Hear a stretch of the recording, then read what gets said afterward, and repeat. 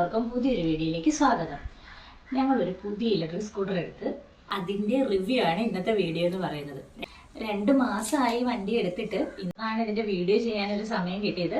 എന്തായാലും നമുക്ക് വീഡിയോയിലേക്ക് പോകാം.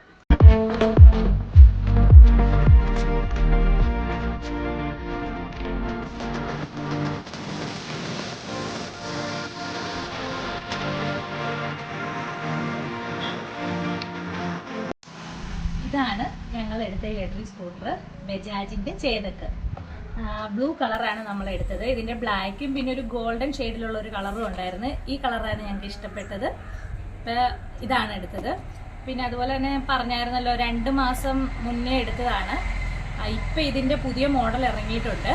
അപ്പം കമ്പനി പറയുന്നത് ഫുൾ ചാർജ് ചെയ്ത് കഴിഞ്ഞാൽ 100 കിലോമീറ്റർ കിട്ടുമെന്നാണ്.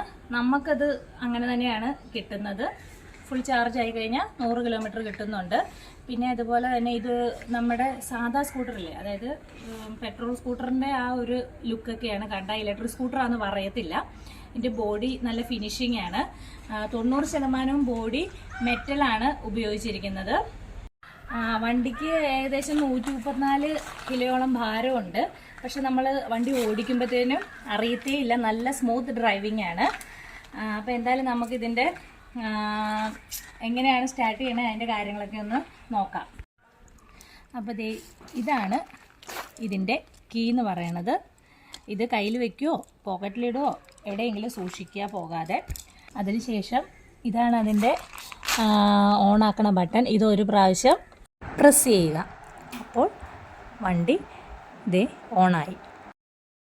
അപ്പോൾ നമ്മൾ വണ്ടി ഓണായി കഴിയുമ്പോൾ ഇവിടെ കണ്ടോ, ഫ്രണ്ടിലൊരു സ്ക്രീനിൽ ഇങ്ങനെ ന്യൂട്രൽ, അതുപോലെ തന്നെ വണ്ടിയുടെ സ്പീഡ്, റേഞ്ച്, ബാറ്ററിയുടെ ചാർജ് എത്രയുണ്ട്, എത്ര കിലോമീറ്റർ ഓടിയിട്ടുണ്ട്, അതുപോലെ തന്നെ സമയം, അങ്ങനെയെല്ലാം സെറ്റ് ചെയ്ത ഒരു സ്ക്രീൻ ഇവിടെ കാണാൻ സാധിക്കും.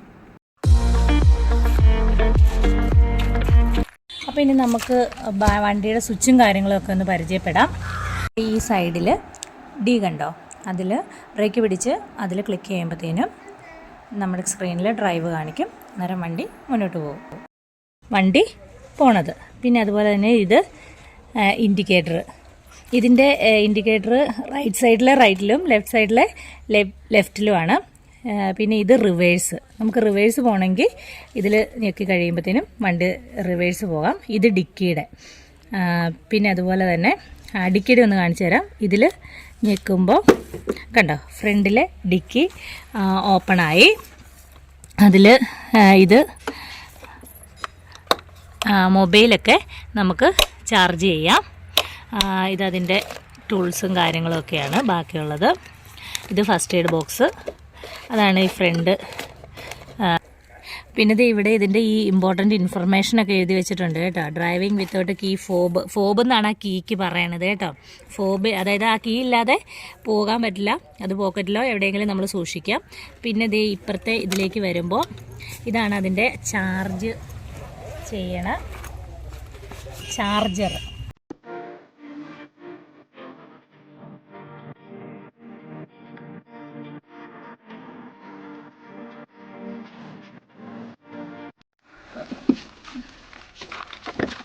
ഓക്കെ, ഇനി ഇതിൽ തന്നെ ഒരു പ്രാവശ്യം പ്രസ് ചെയ്തപ്പോഴാണ് ഫ്രണ്ടിലത്തെ ഡിക്ക് തുറന്നത്. ഇനി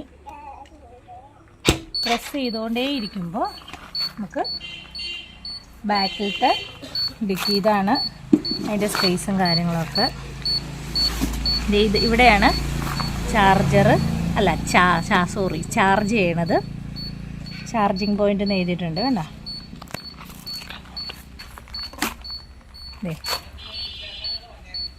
ഇതിങ്ങനെ സേഫായിട്ട് അടച്ചു വെക്കാം. അയ്യോ, ലെഫ്റ്റ് സൈഡിലേക്ക് വരുമ്പോഴും ഇവിടെ ലൈറ്റ്, അതുപോലെ തന്നെ ഡിമ്മും ബ്രൈറ്റും ഓണ്. ഇത് ബ്ലൂടൂത്തിൻ്റെ ഇതാണ്. അതുപോലെ തന്നെ ഇൻഡിക്കേറ്ററും. അങ്ങനെയാണ് ഇതിൻ്റെ സ്വിച്ചുകളൊക്കെ വരുന്നത്. ഇനി അതുപോലെ തന്നെ ഇവിടെ ലെഫ്റ്റ് സൈഡിലേക്ക് വരുമ്പോഴത്തേനും ഇവിടെ ഒരു സ്വിച്ച് ഉണ്ട്. സ്വിച്ച് പോലെ ബ്രേക്ക് പിടിച്ചിട്ട് ഇങ്ങനെ ഇട്ട് കഴിഞ്ഞാൽ വണ്ടി കയറ്റത്തിലൊക്കെ പാർക്ക് ചെയ്യുമ്പോഴത്തേനും ബാക്കിലേക്ക് ഇറങ്ങി പോകാതെ സുരക്ഷിതമായിട്ട് ഇരുന്നോളും. അപ്പോൾ നമുക്ക് വണ്ടി ഒന്ന് ഓടിച്ച് കാണാം.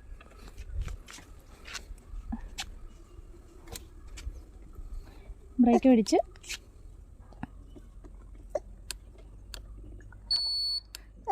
കണ്ടോ, ഇപ്പം ഡ്രൈവ് ഓണായി. പിന്നെ വണ്ടി ഓടിക്കും.